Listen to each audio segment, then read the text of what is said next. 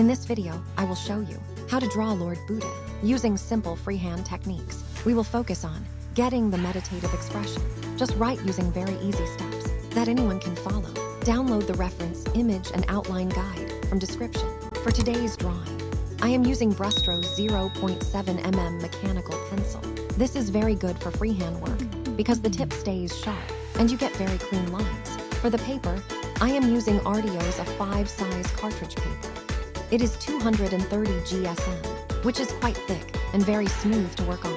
If you want to use the same materials to get the same look, I have given the purchase links in the description box below.